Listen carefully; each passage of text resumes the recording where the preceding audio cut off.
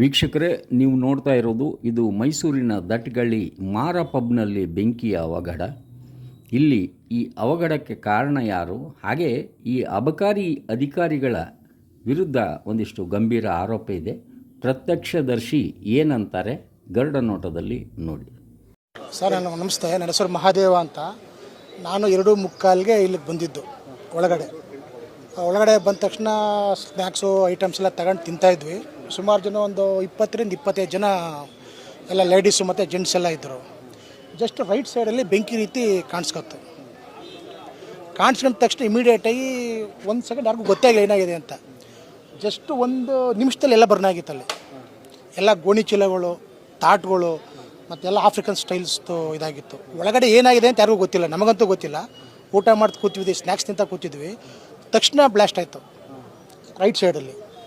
Right ಸೈಡಲ್ಲಿ ಆಗಿದ ತಕ್ಷಣ ಅಂಗಡಿಯೆಲ್ಲ ಸುತ್ಕೊಂಡು ಹಂಗೆಲ್ಲ ಫುಲ್ಲು ಜನ ಬಂದುಬಿಟ್ರು. ಶಾರ್ಟ್ ಸರ್ಕ್ಯೂಟು ಪಕ್ಕದ ಹಾಸ್ಪಿಟ್ಲಿಗೆ ಹೊತ್ಕೊಂಡಿದ್ದು ಸೈಡಲ್ಲಿ ಹೊಗೆ. ಅದಾದಮೇಲೆ ಪುನಃ ಈ ಕಡೆ ಎಲ್ಲ ಬೆಂಕಿ ಆಗದೆಲ್ಲ ಕೆಳಗಡೆ ಬರೋಷ್ಟೊಳಗೆ ನಾವೆಲ್ಲ ಕೆಳಗಡೆ ಬಂದುಬಿಟ್ವಿ. ನೆಕ್ಸ್ಟು ಮುಂದೆ ಒಂದು 4-5 ಜನ ಆ್ಯಂಗಲಲ್ಲಿ ಇಟ್ಕೊಂಡು ಹೊರ್ಚಾಡ್ತಾಯಿದ್ರು. ಜಿಗಿಯೋಕ್ಕೆ ಟ್ರೈ ಮಾಡ್ತು. ಕೆಳಗಡೆ ನಾವೇ ಗ್ರೀನ್ ತರ್ಪಲ್ ನಿಂತ್ಕೊಂಡು ಕೆಲವರು ಬನ್ನಿ ನಗಿರಿ ಅಂತ ಹೇಳಿದ್ರು. ನಾವು ಬೇಡ, ಅವಾಯ್ಡ್ ಮಾಡಿದೆ. ಯಾಕಂದರೆ ಬೆಂಕಿ ಗಾಳಿ ಈ ಕಡೆ ಇತ್ತು, ಗಾಳಿ ಈ ಕಡೆ ಬರ್ತಾಯಿತ್ತು. ಈ ಕಡೆ ಬರ್ತಿದ್ದಾಗ ಗಾಳಿ ಆ ಕಡೆ ಸ್ಪ್ರೆಡ್ ಆಗಲಿಲ್ಲ. ಗಾಳಿ ಈ ಕಡೆ ಬರಬೇಕೇನಿತ್ತು. ಅವರು ಭಯ ತುಂಬ ಹೊರ್ಚಾಡ್ತಾರೆ. ಟೋಟಲ್ಲು 2 ಹುಡುಗಿರು, 3 ಜನ ಜೆಂಟ್ಸ್ ಮೇಲೆ ಇದ್ದರು. ಒಬ್ಬನಿಗೆಲ್ಲ ಇಲ್ಲೆಲ್ಲ ಸೈಡೆಲ್ಲ ಬೆಂದೋಗಿದೆ.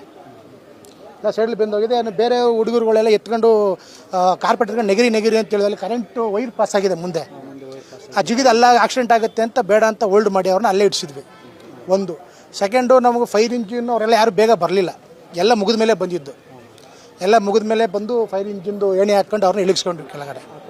ಆ ಕಡೆ ಇಳಿಸ್ಕೊಂಡ್ವಿ. ಆಮೇಲೆ ಪಕ್ಕಕ್ಕೆ ಹಾಸ್ಪಿಟಲ್ಗೂ ಬೆಂಕಿ ಹತ್ಕೊಂಡಿತ್ತು.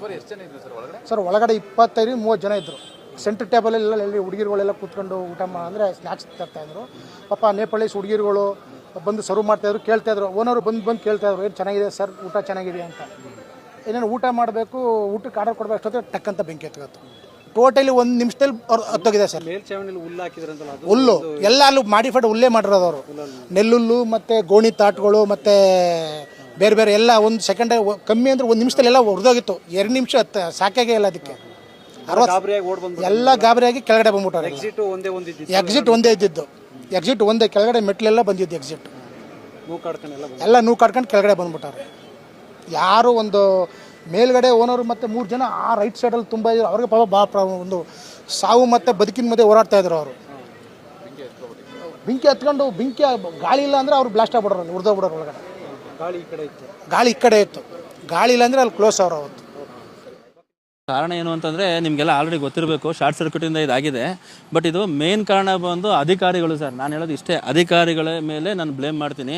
ಯಾಕಂದರೆ ಇದು CL9 ಅಬಕಾರಿ ಕ್ಲಾಸ್ 9 ಅಂತಂದರೆ ಇದು ಬಾರ್ ಆ್ಯಂಡ್ ರೆಸ್ಟೋರೆಂಟು ಅಂತಂದರೆ ಕಾನೂನು ಪ್ರಕಾರ, ಸರ್ಕಾರದ ಕಾನೂನು ಪ್ರಕಾರ, ಕರ್ನಾಟಕ ಅಬಕಾರಿ ನಿಯಮದ ಆ್ಯಕ್ಟ್ ಪ್ರಕಾರ CL9 ಅಂತಂದರೆ ಯಾರು ಊಟ ಮಾಡೋಕ್ಕೆ ಬರ್ತಾರೋ ಅವ್ರಿಗೆ ಊಟದ ಜೊತೆ ಕುಡಿಯೋಕ್ಕೆ ವ್ಯವಸ್ಥೆ ಮಾಡಿ ಕೊಡಬೇಕು, ಅದು ಕಾನೂನು.